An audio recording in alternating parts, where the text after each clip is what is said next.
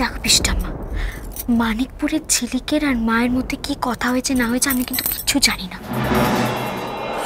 তবে নতুন করে ঝিলিককে আর সুযোগ আমি দেব না। ওই রাস্তা বন্ধ করার অস্ত্রটা আমার জানা আছে।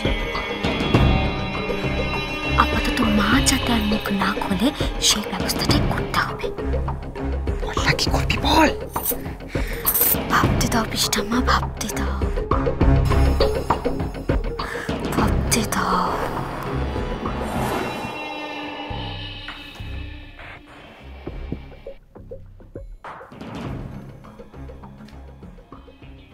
এই ফুলকি,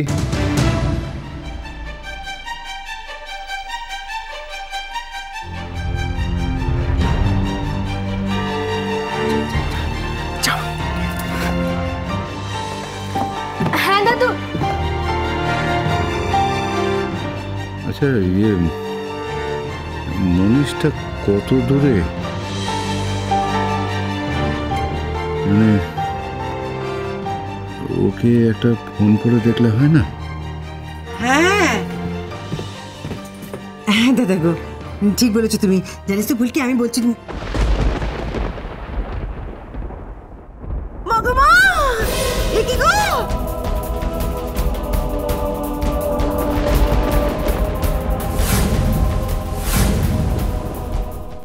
কি প্রতিমা মুখার্জি ফিরে এসছে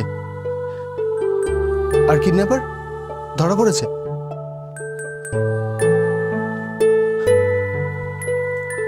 এত ভালো একটা খবর তুমি আমাকে কেন দাওনি? নানা কারণে জানিয়ে উঠতে পারিনি। কিন্তু কি করে, আই মিন এইসব সম্ভব হলো কি করে? পরে আমি আপনাকে সবটা জানাবো। ঠিক আছে ঝিলিক, যে কারণে তোমাকে ফোন করেছিলাম আমি, মা তোমাকে নিয়ে খুব অস্থির হয়ে পড়েছে। কখন ফিরছো তুমি? আমি তো এখন ফিরতে পারবো না, আর কখন ফিরবো সেটাও জানি না। ঝিলিক, ঝিলিক তুমি না ফিরলে মা খেতে চাইছে না। আপনি আপনি মাকে একটু বুঝিয়ে বলুন না। মাকে বোঝাবো?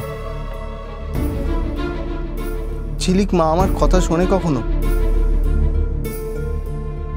মা তো আমাকে সবসময় ভুল বোঝে।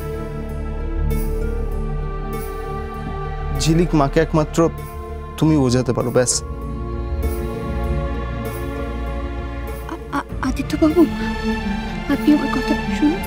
দেখুন, আপনার কথা মা নিশ্চয়ই বুঝবে। আপনি একবার চেষ্টা করে দেখুন। সব চেষ্টা করেছি, কোনো চেষ্টাতে কিচ্ছু হচ্ছে না। এদিকে মা যদি ডিনার না করে তাহলে মাকে ওষুধও খাওয়াতে পারছি না আমি। এবার কি করবো বলো তো, আমি কিচ্ছু বুঝতে পারছি না। আপনার অবস্থাটা আমি বুঝতে পারছি আদিত্যবাবু, কিন্তু এদিকে যে মার অবস্থা ভালো নয়। বাবা ডাক্তার ডাকতে গেছে, মাকে সুস্থ না দেখে আমি যে বাড়ি ফিরতে পারছি না। আপনি আপনি এক কাজ করুন, আপনি বরং মাকে ফোনটা দিন। আমি নিজে মাকে বুঝিয়ে বলছি, মা নিশ্চয়ই আমার কথা শুনবে। না, তার কোনো দরকার নেই। তোমার মায়ের যখন শরীর খারাপ, তুমি ওই দিকটা সামলাও আর আমি এই দিকটা সামলাচ্ছি। আমি বরং মাকে বলছি যে তোমার মায়ের শরীর খারাপ, এই সময় ওনার পাশে থাকা তোমার সব থেকে বেশি দরকার। ঠিক আছে, আমি পরে ফোন করে খবর নিচ্ছি।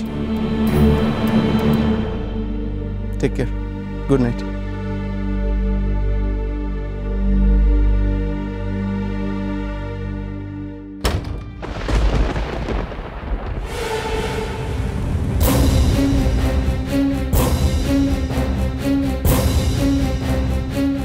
মা এখানে কখন আসলো? কতটা শুনেছে মা? রিন্টু,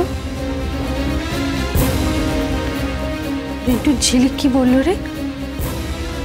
আজকে আসতে পারবে না তাই না?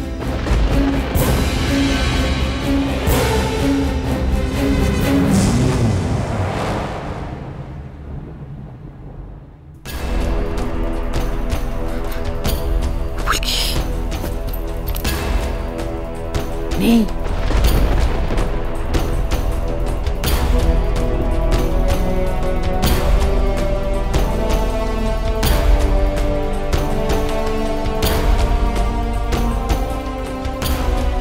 সত্যি তো? মার গায়ে তো কোনো গয়না নেই। পেশি ঠাম্মা, মার গায়ে কি কি গয়না ছিল গো? মা গো মা, সব কিছুই তো ছিল রে ফুলকি। ওই কানে, গলায়, হাতে, যা যা। বৌদিকেও কি বুঝতেও পারিনি না? মা গো মা, সব সব একেবারে সব নিয়ে সব লোপাট করে দিয়েছে গো, সব লোপাট করে দিয়েছে। ঝিলিক কতটা লোভী, কতটা খারাপ এবার বুঝতে পারছো? মাকে কিডন্যাপ করেও 5 লাখ টাকা হাতিয়েও ওর লোভ মেটেনি। মায়ের গায়ের গয়নাগুলো চুরি করে নিল। ঝিলিক গয়না চুরি করেছে?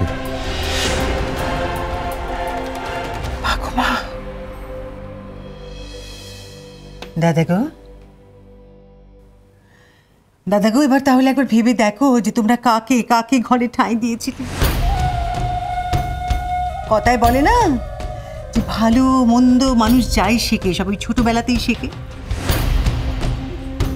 পকেট কেটে কেটে যার অভ্যেস ছোটবেলা থেকে, সে যেরকম একটা বড় সড়ো দাও মারবেই। তোমরা অবাক হতে পারো দাদা গো, আমি কিছুতেই অবাক হই না, আমি অবাক হই। কি মেয়ে রে বাবা, যাকে মা বলে ডাকিস তুই, তাই বলে তার গয়নাগুলো।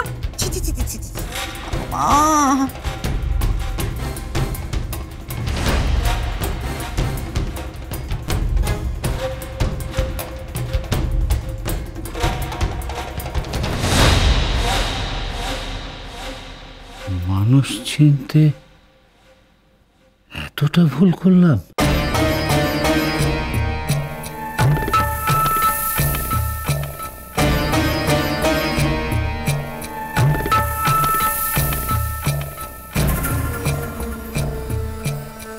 মা ডাকে, তুই এই মর্যাদা দিলি?